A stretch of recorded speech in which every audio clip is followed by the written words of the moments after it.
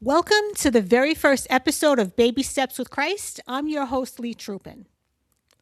This is the podcast where we take small baby steps towards developing a real relationship with God without the traditional prerequisites of church attendance, daily Bible readings, tithing, or any other religious expectations. This is where we take baby steps towards knowing God for ourselves without a middleman. Here we learn we have direct access to God, and we can go straight to the source. We learn to recognize who God is for ourselves. Today I want to share with you the first time I clearly felt God speak to me. I encountered him in a personal, undeniable way. And that moment became the start of a journey I didn't even know I was on. A journey towards discovering who God really is and what it means for me to hear his voice. And it didn't happen in what most would consider the obvious place. I wasn't in church or in any religious setting. I wasn't even searching for him. I didn't even know him. It was an ordinary day in an ordinary place. I was in Walmart with my twin daughters who were 6 at the time. They're 24 years old now, but they were 6 at the time. And I remember this day as if it were yesterday. We were shopping for a bark collar for our dog Chachi. And I didn't think he was able to accompany us into Walmart, so I left him in the car while we ran in.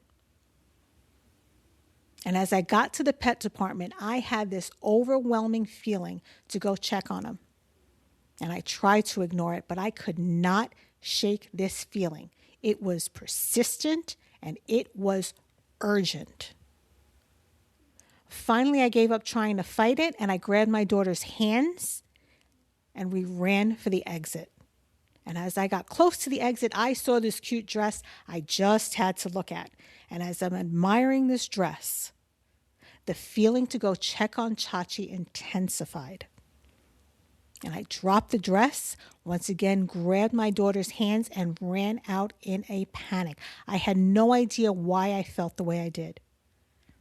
And as I'm running towards the car, I had another overwhelming feeling to leave the girls on the sidewalk while I go check on Chachi. So I placed the girls to the side, told them I'd be right back, and I ran to the car. And as soon as I got there, I realized exactly why I was there. When I got there, Chachi was hanging by his leash. He had jumped over the seat, and the leash got caught in between them, and it caused him to hang. He wasn't moving. He had drool all over his mouth. His eyes were bloodshot. I thought he was dead. And I quickly opened up the door to unhook him, and thank God he started to come back around. I felt terrible. I was in shock. I couldn't understand how I knew to check on him with such urgency. And it took a while before I could leave that dog in the car alone again, and never with his leash on. But I had no idea what had just happened. I was dumbfounded. And over time, I eventually realized there is a God and he speaks to us. And I couldn't wrap my head around this new concept. I always thought church is where you found God. I always heard that God will reveal himself to you if you search for him.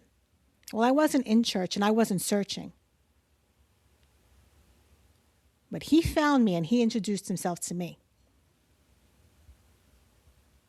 And that's not to say God doesn't speak to you in church. Of course he does. He speaks to you anywhere.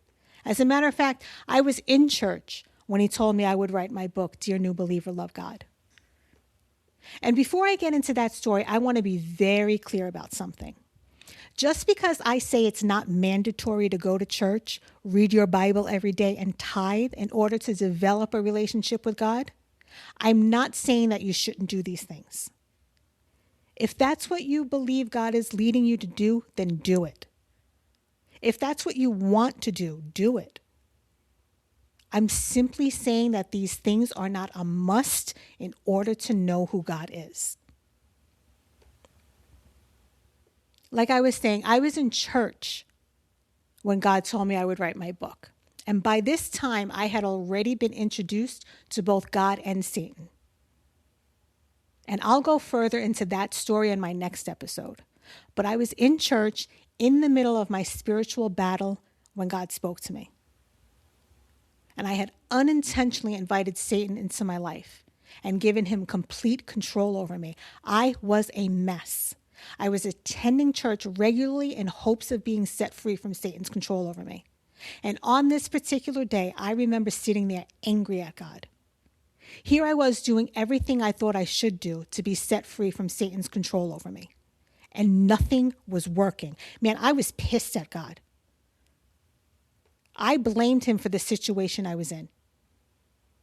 Now, I don't feel that way anymore. I know I was the reason I was in my situation, but at that time, I didn't know any better, and I was pissed at him. So I sat there silently cursing him out. I cursed him out like you wouldn't believe. There was no respect, no holding back. I told him exactly what I thought of him. I told him how much I hated him. And when I finally ran out of things to say, I just sat there in silence, not knowing what else to do. And then it happened. He spoke to me. Now, let me tell you something. If someone spoke to me the way I just spoke to God, there would be no way I would speak to that person. Not respectfully, anyway. I would have a few of my own choice words in response to such disrespect. But that's me. That's not God. He spoke to me calmly. He told me I would write a book. And years later, I wrote Dear New Believer, Love God. And here's what I learned. God doesn't need to be in good standing with you in order for him to speak to you.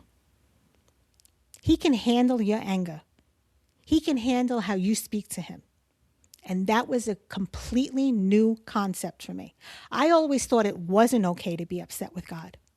And I definitely didn't think it was okay to curse him out. But I'm here to tell you it is. However you feel about God is okay.